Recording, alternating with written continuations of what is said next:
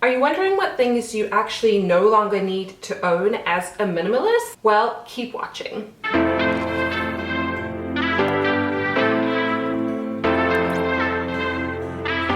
Hi guys, if you are new here, my name is Julie. I make videos all about organization, minimalism, and how the two connect so that you can live a simple, more intentional life. Go ahead and subscribe, click the notification bell, give this video a big thumbs up. Don't forget to check out all the resources down below for my free mini course, my Facebook group, everything that can help you on your journey to be more organized, to be more intentional, and to live with less. With that all said, let's talk about the things that I no longer own as a minimalist. I no longer own paper towel, and I can't show you it because I don't have it. I literally decided, I don't know, a few years ago that paper towel is wasteful, it's expensive, and we don't really need it.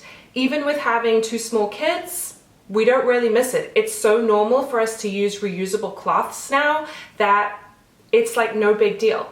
I'm going to show you which cloths I use instead. If you're interested in what kind of replacement you can use, I use these microfiber cloths that I got on Amazon. I will try and find the link for you down below, but they are the perfect size. They are such cute colors, and we use them instead of paper towel. But Julie, isn't that disgusting? Like, you know, you clean up paper towel for gross things. Yes, I get it. And if something was so disgusting that I couldn't use a reusable cloth, because what I'll do is I'll use the cloth, rinse it under the tap, and then I'll throw it in the washing machine. If something was so gross, like very oily or something where I felt like I couldn't use a reusable cloth or some kind of human situation, I would maybe use toilet paper. Sometimes we get given like paper napkins from like takeout, or if we go to a restaurant or something, I keep those and I use them, but most of the time we don't need it, honestly. Try it. Something else that I don't own since becoming a minimalist is a microwave. So when we moved into this apartment 5 years ago, it didn't come with a microwave. And I guess there was a moment where I was like, should I get a microwave? But considering how small my counter space is, really, I mean, it's fine for New York, but it's pretty small. I was like, no, I don't need a microwave. Okay, so then what do you do instead? So we kind of adjusted and we just warm up things on our stove with a pan, in a pan or a pot, and honestly, it's no big deal. The only time I kind of think about like a microwave is if people had to come and stay and we're like, where's your microwave? Or can I just warm this up in the microwave? It really takes like no time at all to warm something up in a pan. It's just daily life for us. It's one less appliance that we have to maintain or store or clean, so it works for me. Another thing that I don't own as a minimalist is a waffle iron, an air fryer, and a juicer. You know, if I had more space, maybe I would think about one of those things.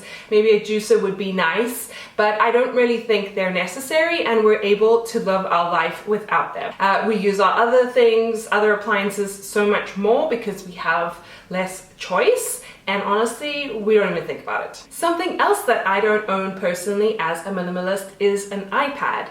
So at one point when like tablets and iPads and everything came out and they were so popular, you know, there was this drive to have a phone, a computer, an iPad, and I was like, why? Why do you need so many of these things? So for me now, I have a phone and I have a laptop, and that works super well for me. I never think that, oh, I need an iPad. In fact, I find them frustrating to use because I'm not used to them. My husband has an iPad, so it's not like we don't own one, but I personally don't have one and I don't use it, and I don't think it's necessary. I kind of feel like if you have a phone and a computer, why would you need an iPad? But I'm sure there's a lot of debate about that, you know.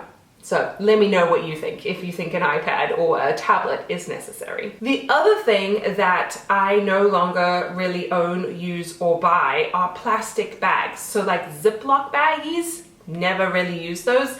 Occasionally people will give them to us, so they'll give us things in the bag and then I reuse them, because you definitely can reuse them. You just, especially depending on what's in them, you can just rinse them and reuse them, and sometimes that's great, but I don't go out and buy them because they're kind of viewed as disposable. They're obviously bad for the environment. over time it adds up, and I would rather use something more sustainable and reusable. I also find storing them really frustrating because they like slip all over each other. So I'm going to show you what I use instead as an alternative. So instead of Ziploc bags, I use these silicone reusable, they're not plastic, they're silicone bags from a brand called Stasha. So I will have them linked down below. They come in this kind of full size. They might be a bigger size than this, I'm not sure. They also come in like half sizes. So with kids, they're really nice to put snacks in, or sandwiches, or anything really. You don't have to use them for food, but we use them when we go out, or I often use them actually to freeze bananas or frozen fruit in the freezer, because that's something you would typically use a Ziploc bag for. And then when I take the food out, I just rinse them. I let them air dry over typically over a door handle or something that'll keep them open. You can also put them in the dishwasher. They work really well. I have a couple of them. I bought some more because they were working really well. You just have to be careful not to open this up too much, because then they'll start to break, but I've given them to friends because people really like them, and they come in cute little colors. I think they also come, I have like a clear one, these colors, and I think they might come in like a purple. So yeah, I really like those as a Ziploc bag alternative. Something else that I no longer own, and I haven't owned in years, is cling wrap, plastic wrap. In South Africa we would call it like glad wrap, but basically, can't show you don't have it, but if you wanted to put store leftovers or put something in the fridge, you would put plastic wrap over something, and it's terrible for the environment. I don't think it ever biodegrades. Animals eat it. It's bad. It's disgusting. It's hard to clean. I find it hard to use. No. So what I use instead is, if I really need it, and to be honest, I barely even use this, but I think I was given this, but this is like a beeswax wrap. You can get them a lot in stores now, like health food stores or online or whatever, but it's basically cloth that has been reinforced with beeswax, so it has some kind of waterproof or water repellent properties. It smells really good actually, and then it has like a little string, and it's very cute. But I use that, or I have these little food huggers, which are nice for cans or like round things. I also put them on my lemons. If you have like half a lemon that you wanted to keep fresh, they might also work well with like avocados or something. But yeah, I never really have the need to use plastic wrap ever again. The other thing that I no longer own, and it's strange thinking of these things because I don't have them, the other thing is a hairdryer. So I had a hairdryer for years. When I moved to the US, we moved to Chicago, and I was like, okay, well, I never really had a hairdryer before that, but I was like, I'm moving to like the most freezing place, and if I wash my hair and want to go outside, when it's cold, it's gonna freeze to my head, so I guess I better buy a hairdryer. And I can honestly count the amount of times that I used it, because I just couldn't be bothered to like blow dry my hair. It's not good for it. Clearly, this situation, that's another whole video, but I no longer have a hairdryer.